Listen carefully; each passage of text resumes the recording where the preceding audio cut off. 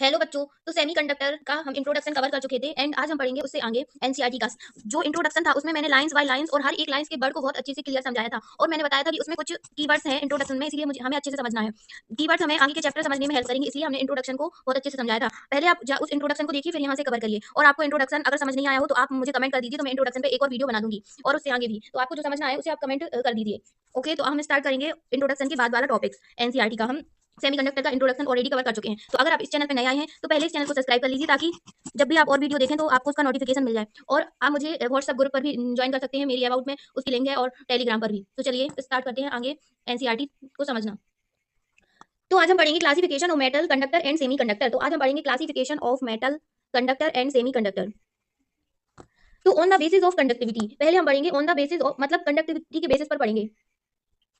On the basis of the relative value of electrical conductivity sigma से represent करते हैं, और रजिस्टिविटी रो से, रजिस्टिविटी को रो से। The solid are broadly classified as, ah solid broadly classified as.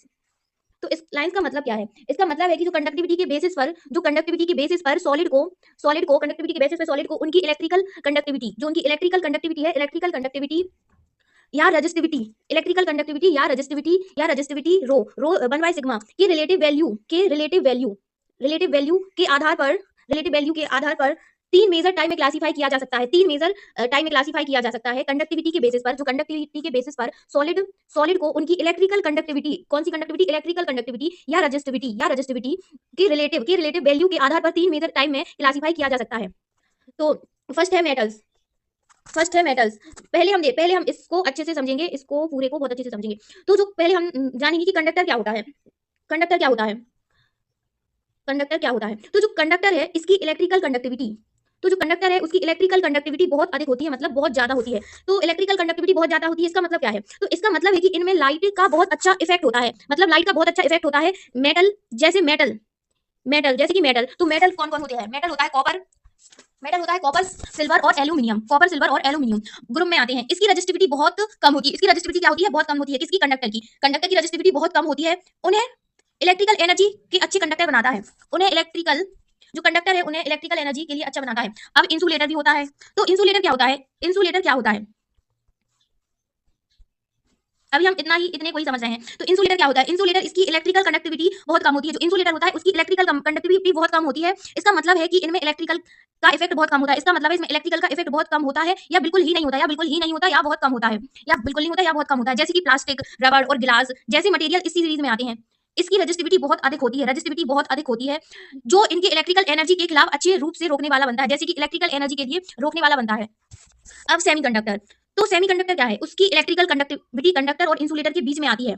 जो semiconductor है उसकी कंडक्टिविटी है जो, वो कंडक्टर और इंसुलेटर के बीच में आती है, कहाँ आती है? बीच में। तो सेमीकंडक्टर कौन होती है? जैसे कि सिलिकॉन और जर्मेनियम कंडक्टिविटी की बहुत कंडीशन के बेसिस पर बढ़ाया या घटाया जाता है। जैसे सिलिकॉन और जर्मेनियम है, उनकी कंडक्टिविटी की कंडीशन के बेसिस पर उन्हें बढ़ाया भी जाता है, इंक्रीज भी कर सकते हैं एंड डिक्रीज भी कर सकते हैं। जैसे डोपिंग, अभी डोपिंग क्या होता है इसे हम चैप्टर के आगे समझेंगे। डोपिंग कहते हैं, उसे हम डोपिंग कहते हैं, मतलब जो सिलिकॉन और जर्मेनियम है उसकी कंडक्टिविटी के बेसिस पर उसे बढ़ाया या घटाया जाता है, उसे हम डोपिंग कहते हैं। क्या कहते हैं? डोपिंग कहते हैं। अभी डोपिंग क्या है इसे हम चैप्टर के आगे समझेंगे। तो रजिस्टिविटी मॉडरेट होती है। रजिस्टिविटी क्या होती है? बीच में होती है, मॉडरेट होती है। और ये इलेक्ट्रॉनिक्स में बहुत इंपॉर्टेंट होते हैं, जैसे कि ट्रांजिस्टर और डायोड में। इस तरह सॉलिड, ट्रांजिस्टर और डायोड इस तरह सॉलिड कि उनकी कंडक्टिविटी के इस तरह सॉलिड, ये वर्ड सॉलिड, इस तरह सॉलिड की उनकी कंडक्टिविटी के बेसिस पर तीन टाइप्स में क्लासिफाई किया जा सकता है। तीन टाइप्स में क्लासिफाई किया जाता है। मेटल्स को ही हम क्या कहते हैं? मेटल्स को ही हम कंडक्टर कहते हैं। ये था मैंने समझाया था कुछ और एक्स्ट्रा इसके बारे में। अब हम आगे देखेंगे एनसीईआरटी के अकॉर्डिंग मेटल्स। तो मेटल्स ही कंडक्टर होते हैं। तो metals they possess very low conductivity और हाई, वेरी लो रजिस्टिविटी और हाई कंडक्टिविटी। तो जो मेटल्स की विशेषता ये है, मेटल की विशेषता ये है कि इनकी रजिस्टिविटी बहुत कम होती है। ये मेटल्स ही क्या होते हैं? मेटल्स ही कंडक्टर होते हैं। तो जो कंडक्टर या मेटल्स है उनकी जो रजिस्टिविटी होती है वो बहुत कम होती है, और जो कंडक्टिविटी होती है वो बहुत ज्यादा होती है। यानी इसकी कंडक्टिविटी बहुत ज्यादा होती है। इसका मतलब है कि मेटल्स में इलेक्ट्रिकल एनर्जी का बहुत अच्छा इफेक्ट होता है। इसका मतलब है मेटल ही कंडक्टर है तो उसमें इलेक्ट्रिकल एनर्जी का बहुत अच्छा इफेक्ट होता है। अब सेमीकंडक्टर, दे हैव रजिस्टिविटी और conductivity intermediate to metals and insulator. पहले मेटल्स की ये वैल्यूज के बारे में देखेंगे। इनका मतलब क्या है? ये वैल्यूज किसी किसी को तो समझ नहीं आती इसकी, इसका मतलब क्या है? तो मैं इसका मतलब पहले वैल्यू का समझा देती हूँ। तो जो रजिस्टिविटी है, सबसे पहले हम रजिस्टिविटी को रो से डिनोट करते हैं। ये रजिस्टिविटी है रो, और ये सिग्मा है, ये कंडक्टिविटी है। तो जो रजिस्टिविटी है जिसे हम रो से डिनोट करते हैं, मेटल्स की रजिस्टिविटी की वैल्यू आमतौर पर 10⁻² से लेकर 10⁻8 ओम मीटर तक होती है। ये बहुत कम वैल्यू है, ये बहुत कम वैल्यू है, जो दिखाती है कि मेटल्स में इलेक्ट्रिकल एनर्जी का इफेक्ट आसानी से होता है। ये वैल्यू दिखाती है कि मेटल में इलेक्ट्रिकल एनर्जी का इफेक्ट बहुत आसानी से होता है, मतलब इसमें रेजिस्टिविटी कम होती है। रो का मतलब क्या होता है? रेजिस्टिविटी। और रेजिस्टिविटी क्या है? मेटल्स में कम है, कंडक्टर में क्या है? कम है। तो रेजिस्टिविटी का मतलब ये बहुत कम वैल्यू है। अब देखेंगे कंडक्टिविटी, तो सिग्मा से डिनोट करते हैं। इसके अपोजिट मेटल्स की कंडक्टिविटी की वैल्यू 10 की पावर 2 से लेकर 10 की पावर 8 साइमन मीटर तक होती है। ये हाई कंडक्टिविटी दिखाता है। देखो ये हाई कंडक्टिविटी दिखाता है, इसमें कंडक्टिविटी हाई होती है और रेजिस्टिविटी कम होती है। ये कंडक्टिविटी की वैल्यू है जो बहुत ज्यादा है। इसका मतलब है कि मेटल्स इलेक्ट्रिकल एनर्जी को अच्छे से कंडक्ट करते हैं। इसका मतलब है कि जो मेटल है वो इलेक्ट्रिकल एनर्जी को अच्छे से कंडक्ट करते हैं। इस प्रोसेस के कारण मेटल से कंडक्टर के रूप में जाना जाता है। इसी प्रोसेस की वजह से मेटल्स को कंडक्टर के रूप में जाना जाता है। जब से मैं कह रही हूँ मेटल्स को ही क्या कहते हैं? कंडक्टर कहते हैं। और इसका यूज इसका मेटल्स का यूज कहाँ होता है? मैं अपने आप से बता रही हूँ, एनसीईआरटी में नहीं है, समझने के लिए बता रही हूँ। मेटल्स जैसे कि कॉपर हुआ, सिल्वर हुआ, मेटल्स का use wire, electrical wire, circuit और इलेक्ट्रॉनिक्स में होता है। मेटल्स जैसे कि अभी बताया था कॉपर, सिल्वर, एल्युमिनियम को इसलिए चुना जाता है क्योंकि इनकी कंडक्टिविटी बहुत ज्यादा होती है, अधिक होती है, जो उन्हें लाइट एनर्जी के लिए बेहतर कंडक्टर बनाती है। लाइट एनर्जी के लिए बेहतर कंडक्टर बनाती है। अब हम पढ़ेंगे सेमीकंडक्टर। अब हम पढ़ेंगे सेमीकंडक्टर। अब हम पढ़ेंगे सेमीकंडक्टर। तो मेटल्स आपको अगर अच्छे से समझ आया तो कमेंट करके बता दीजिए, अगर नहीं आया है तो मैं अच्छे से समझाने की कोशिश करूंगी, आप वो भी बता दीजिए। तो सेमीकंडक्टर की विशेषता ये है, दे हैव रेजिस्टिविटी और conductivity intermediate to metals and insulator. Word पर फोकस करिए, resistivity, conductivity, intermediate, metals, insulator. इसका मतलब क्या है कि जो सेमीकंडक्टर की विशेषता है ये है कि उस सेमीकंडक्टर की विशेषता ये है कि इसकी रेजिस्टिविटी और कंडक्टिविटी मेटल्स और इंसुलेटर के बीच में होती है। मेटल्स और इंसुलेटर के बीच में होती है सेमीकंडक्टर की रेजिस्टिविटी और कंडक्टिविटी दोनों ही, रेजिस्टिविटी और कंडक्टिविटी दोनों ही मेटल्स और इंसुलेटर की इंटरमीडिएट होती है, यानी बीच में होती है। इसका मतलब है कि सेमीकंडक्टर ना तो मेटल्स है और ना ही मेटल्स की तरह अच्छा कंडक्टर होता है, और ना ही इंसुलेटर है की तरह पुअर कंडक्टर होता है। इंसुलेटर की तरह पुअर कंडक्टर भी नहीं होता और मेटल्स की तरह अच्छा कंडक्टर भी नहीं होता। ये क्या है? इंटरमीडिएट है। मेटल्स रेजिस्टिविटी और कंडक्टिविटी इंटरमीडिएट होती है मेटल्स और इंसुलेटर के। ओके, अब इस वैल्यूज को समझेंगे तो सबसे पहले इसकी रेजिस्टिविटी देखेंगे। तो सेमीकंडक्टर की रेजिस्टिविटी आमतौर पर 10 की पावर -5 से लेकर 10 की पावर 6 ओम्स मीटर तक होती है। ये रेजिस्टिविटी की रेंज दिखाता है। ये रेजिस्टिविटी की रेंज दिखाता है कि सेमीकंडक्टर के पास इलेक्ट्रिकल करंट की कंडक्ट करने की एबिलिटी है, लेकिन ये मेटल से अधिक है। आप देखेंगे कंडक्टिविटी सिग्मा। सेमीकंडक्टर की कंडक्टिविटी की वैल्यू 10 की पावर 5 से लेकर 10 की पावर -6 साइमन मीटर तक होती है। ये इंटरमीडिएट कंडक्टिविटी दिखाता है, जो ये बताता है कि सेमीकंडक्टर इलेक्ट्रिकल एनर्जी को कंडक्ट करने में कुछ एबिलिटी रखते हैं, लेकिन मेटल्स की तरह नहीं। कुछ एबिलिटी तो रखते हैं पर मेटल्स की तरह नहीं रखते, मतलब इंटरमीडिएट रखते हैं, पूरी तरह से नहीं रखते, कुछ एबिलिटी रखते हैं।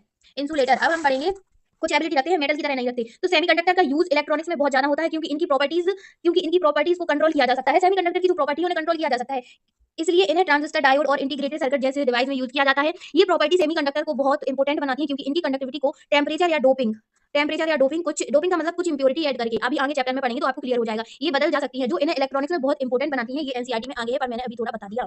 ओके, तो इंसुलेटर, अब हम देखेंगे इंसुलेटर को। तो इंसुलेटर की विशेषता ये है कि इसकी रेजिस्टिविटी बहुत अधिक होती है। इंसुलेटर की रेजिस्टिविटी हाई होती है, यानी कि इसकी कंडक्टिविटी कम होती है। रेजिस्टिविटी हाई होती है, कंडक्टिविटी कम होती है।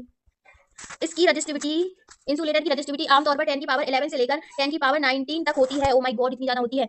ये बहुत ज्यादा रेजिस्टिविटी दिखाता है, जो ये बताता है कि इंसुलेटर इलेक्ट्रिकल करंट को कंडक्ट करने में बहुत कम इलेक्ट्रिकल करंट कंडक्ट करने में बहुत कठिनाई महसूस करता है। मतलब इलेक्ट्रिकल करंट कंडक्ट ही नहीं करता या फिर बहुत कम करता, आमतौर पर करता ही नहीं है, बहुत कठिनाई महसूस करता है क्योंकि इसकी रेजिस्टिविटी बहुत हाई है। अब हम इसकी कंडक्टिविटी देखेंगे। इंसुलेटर की कंडक्टिविटी की वैल्यू 10 की पावर -11 से लेकर 10 की पावर -19 तक होती है। ये लो कंडक्टिविटी दिखाता है। ये बताता है कि इंसुलेटर में इलेक्ट्रिकल करंट का फ्लो बहुत कम होता है। फ्लो बहुत कम होता है। तो इंसुलेटर का यूज उन जगह पर होता है जहां इलेक्ट्रिकल करंट का फ्लो नहीं होता, वहां इंसुलेटर का यूज होता है। जैसे कि हमारे घर में इलेक्ट्रिकल वायर की कोटिंग आपने देखा होगा, इलेक्ट्रिकल वायर के ऊपर जो रबर की कोटिंग होती है वो इंसुलेटर है। सर्किट बोर्ड, सबके घर में सर्किट बोर्ड होते हैं, उसमें भी देखा होगा, इलेक्ट्रिकल इक्विपमेंट की सेफ्टी के लिए। इसकी हाई रेजिस्टिविटी की वजह से ये करंट को ब्लॉक कर देते हैं। इसकी जो हाई रेजिस्टिविटी है उससे करंट क्या हो जाता है? ब्लॉक हो जाता है। इस इलेक्ट्रिकल सेफ्टी के लिए बहुत जरूरी माना जाता है। ये इलेक्ट्रिकल सेफ्टी के लिए बहुत जरूरी माना जाता है। अब आगे कंटिन्यू करेंगे। अगर आपको इन तीनों में से किसी में भी डाउट है तो आप हमें कमेंट करके बता दीजिए, ठीक है? ओके, अब आगे पढ़ेंगे the value of r, resistivity and sigma. अभी बताया था कि रो को हम रेजिस्टिविटी कहते हैं, सिग्मा को कंडक्टिविटी कहते हैं। Given above an indicative of magnitude and could well go outside the range as well, यहाँ से यहाँ तक रेंज एज वेल। तो जो रेजिस्टिविटी है रो है और कंडक्टिविटी है सिग्मा, सिर्फ मेटल, इंसुलेटर और सेमीकंडक्टर को अलग करने के लिए एक इंपॉर्टेंट पैरामीटर है, एक इंपॉर्टेंट मैग्नीट्यूड है, लेकिन ये अकेले नहीं है। इनके अलावा और भी कई फैक्टर हैं जो इन मटेरियल को बीच में फर्क करते हैं, और भी मटेरियल है जो इन के बीच में फर्क करते हैं, ये अकेले नहीं है। मतलब जो रेजिस्टिविटी और कंडक्टिविटी है ये दोनों अकेले नहीं है। काय के लिए अकेले नहीं है? जो रेजिस्टिविटी और कंडक्टिविटी है वो सिर्फ मेटल, इंसुलेटर और सेमीकंडक्टर को अलग करने के लिए एक इंपॉर्टेंट पैरामीटर है, ठीक है, इतना कंफर्म है। पर ये अकेले नहीं है और कुछ और फैक्टर भी हैं जो इनके मटेरियल में फर्क करते हैं, ठीक है ना। तो ये एनसीईआरटी में नहीं है, मैं आपको समझाने के लिए थोड़ा एक्स्ट्रा बता देती हूँ। जैसे कि वो कौन से फैक्टर हैं जो मतलब मेटल, इंसुलेटर और सेमीकंडक्टर को में फर्क लाते हैं कंडक्टिविटी और रेजिस्टिविटी के अलावा, और कौन से फैक्टर हैं। तो एक तो है बैंड गैप एनर्जी। अभी बैंड गैप एनर्जी क्या है मैं अभी आपको थोड़ा बता देती हूँ, फिर आगे हम और चैप्टर में डिटेल से पढ़ेंगे कि कौन कौन से वो फैक्टर हैं। तो बैंड गैप एनर्जी मटेरियल में कंडक्शन बैंड और बैलेंस बैंड के बीच में कोई बैंड गैप नहीं होता, इसलिए ये इजीली करंट कंडक्ट करते हैं। इंसुलेटर में बैंड गैप बहुत बड़ा होता है। इंसुलेटर में बैंड गैप बहुत बड़ा होता है, बहुत बड़ा होता है। करंट फ्लो को रोकता है। सेमीकंडक्टर में बैंड गैप मॉडरेट होता है, यानी बीच में होता है, जो इन्हें स्पेसिफिक कंडीशन जैसे कि टेंपरेचर या डोपिंग पर कंडक्ट करने के लिए अलाउ करता है। एक हो गया बैंड गैप। अब टेंपरेचर डिपेंड, टेंपरेचर से भी इनमें फर्क होता है। जैसे कि मेटल्स की कंडक्टिविटी टेंपरेचर के साथ डिक्रीज होती है, टेंपरेचर के साथ मेटल की कंडक्टिविटी डिक्रीज होती है, क्योंकि थर्मल वाइब्रेशन इलेक्ट्रॉन्स को इंपेंड करते हैं। इंसुलेटर और सेमीकंडक्टर में टेंपरेचर बढ़ने पर कंडक्टिविटी बढ़ सकती है, टेंपरेचर बढ़ने पर बढ़ सकती है, क्योंकि ज्यादा थर्मल एनर्जी से इलेक्ट्रॉन्स कंडक्शन बैंड में जंप कर जाते हैं। तो इलेक्ट्रॉन कंडक्शन बैलेंस बैंड क्या है इसे हम आगे देखेंगे। तीसरा है डोपिंग से भी फर्क हो सकता है, जैसे कि सेमीकंडक्टर को स्पेसिफिक इंप्योरिटी यानी डोपिंग यानी इंप्योरिटी, मतलब अगर हम सेमीकंडक्टर में इंप्योरिटी मिलाएंगे यानी डोपिंग करेंगे तो फर्क पड़ सकता है, मॉडिफाई किया जा सकता है, यानी फर्क पड़ सकता है, जिससे उनकी कंडक्टिविटी बढ़ जाती है, जिससे उनकी कंडक्टिविटी क्या हो जाती है, बढ़ जाती है। इंसुलेटर को डोपिंग से भी ज्यादा कंडक्टिविटी नहीं बनाया जा सकता है। जो इंसुलेटर है उसे तो डोपिंग से भी ज्यादा कंडक्टिव नहीं बनाया जा सकता है। इन सब फैक्टर जो इतने फैक्टर बताए मैंने, कौन कौन से बताए, एक तो बैंड गैप बताया, एक टेंपरेचर बताया, एक डोपिंग बताया। इनसे भी क्या होता है, सेमीकंडक्टर में फर्क होता है, ना कि रेजिस्टिविटी और कंडक्टिविटी से होता है। तो इन सब फीचर की वजह से मेटल्स, इंसुलेटर और सेमीकंडक्टर को सिर्फ रेजिस्टिविटी या कंडक्टिविटी के बेसिस पर नहीं, कहा था मैंने कि रेजिस्टिविटी को कंडक्टिविटी और रेजिस्टिविटी के बेसिस पर ही नहीं, बल्कि इनकी प्रॉपर्टी और एप्लीकेशन के बेसिस पर भी अलग किया जा सकता है। ओके क्लियर, इतनी लाइंस क्लियर हो गई इधर तक। अब हम बढ़ेंगे इसके आगे। इधर तक क्लियर हो चुका है, इधर तक कहाँ गया, मैं पढ़ रही थी। Relative value of the resistivity are not the only criteria, not only criteria distinguish, मतलब अलग इंसुलेटर एंड सेमीकंडक्टर के बेसिस पर। These are some other difference which will become clear as we go along in this chapter, यानी आगे पढ़ clear करेंगे। तो अब आगे तो हम पढ़ेंगे ही, पर मैंने बता दिया कि जो रेजिस्टिविटी है और कंडक्टिविटी है सेमीकंडक्टर की, कंडक्टर की और इंसुलेटर की, रेजिस्टिविटी और कंडक्टिविटी से ही फर्क नहीं पड़ता, उन्हें और भी फैक्टर से फर्क पड़ता है। क्या कौन कौन से फैक्टर हैं वो मैंने आपको क्लियर कर दिए हैं। अब हम आगे पढ़ेंगे। Our interested in this chapter is in the study of semiconductor which could be elemental semiconductor, silicon and germanium, compound semiconductor, example ये इनऑर्गेनिक। तो सबसे पहले हम एलिमेंटल सेमीकंडक्टर देखते हैं। सबसे पहले हम क्या देखते हैं, एलिमेंटल सेमीकंडक्टर। तो सेमीकंडक्टर की स्टडी बहुत ही इंटरेस्टिंग है, बहुत ही इंटरेस्टिंग है और इंपॉर्टेंट है, क्योंकि ये मॉडर्न इलेक्ट्रॉनिक्स का बैकबोन है, क्योंकि ये मॉडर्न इलेक्ट्रॉनिक्स का बैकबोन है। एलिमेंटल सेमीकंडक्टर क्या होता है, एलिमेंटल सेमीकंडक्टर क्या होता है, तो सिलिकॉन और जर्मेनियम। तो सबसे पहले हम सिलिकॉन को देखेंगे। सिलिकॉन ये सबसे ज्यादा यूज होने वाला सेमीकंडक्टर है। सिलिकॉन सबसे ज्यादा यूज होने वाला सेमीकंडक्टर है जो इलेक्ट्रॉनिक्स में ट्रांजिस्टर, डायोड और सोलर सेल में यूज होता है। सिलिकॉन की प्रॉपर्टी इसे इफिशिएंट बनाती है। सिलिकॉन की जो प्रॉपर्टी है इसे इफिशिएंट बनाती है। अब जर्मेनियम, ये भी एक एलिमेंटल सेमी कंडक्टर है जो पहले के जमाने में ट्रांजिस्टर टेक्नोलॉजी में यूज होता था, पहले के जमाने में। आजकल ये हाई स्पीड इलेक्ट्रॉनिक्स और इंफ्रारेड ऑप्टिक्स में यूज होता है। ये मैंने बस समझाने के लिए बताया है, मतलब थोड़ा डिटेल्स में बताया, बट ये एनसीईआरटी में नहीं है, अगर आगे होगा तो हम पढ़ लेंगे। अब है कंपाउंड सेमीकंडक्टर। तो एग्जांपल है इसके, कंपाउंड सेमीकंडक्टर इनऑर्गेनिक भी होते, ऑर्गेनिक भी होते और ऑर्गेनिक पॉलीमर भी होते। तो हम सबसे पहले देखेंगे इनऑर्गेनिक। तो कंपाउंड सेमीकंडक्टर, तो कंपाउंड सेमीकंडक्टर क्या होते हैं, ये दो से ज्यादा एलिमेंट से मिलकर बनते हैं, दो से ज्यादा एलिमेंट से मिलकर बनते हैं। इनकी प्रॉपर्टी एलिमेंटल सेमीकंडक्टर से अलग होती है, एलिमेंटल सेमीकंडक्टर से अलग होती है कंपाउंड सेमीकंडक्टर की क्या प्रॉपर्टीज, तो ये से अलग होती है। इनमें दो टाइप्स होते हैं, इनमें क्या होते हैं, तीन टाइप्स होते हैं।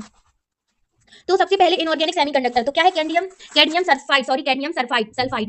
सल्फाइड। तो सीडीएस में ये एक एन टाइप सेमीकंडक्टर है, ये एक एन टाइप सेमीकंडक्टर है। एन टाइप्स क्या है हम इसे चैप्टर में आगे देखेंगे, आगे पढ़ेंगे। जो ऑप्टो इलेक्ट्रॉनिक डिवाइस में यूज होता है, ये भी हम आगे समझेंगे। ऑप्टो जैसे कि फोटो डिटेक्टर को भी आगे समझेंगे। दूसरा है गैलियम आर्सेनाइड, ये हाई एफिशिएंसी सोलर सेल और हाई फ्रीक्वेंसी एप्लीकेशन में यूज होता है, इसकी इलेक्ट्रॉन मोबिलिटी सिलिकॉन से ज्यादा होती है। तीसरा है कैडमियम सेलेनाइड, ये भी ऑप्टो इलेक्ट्रॉनिक एप्लीकेशन में यूज होता है, जैसे कि लाइट इमिटिंग डायोड एलईडी।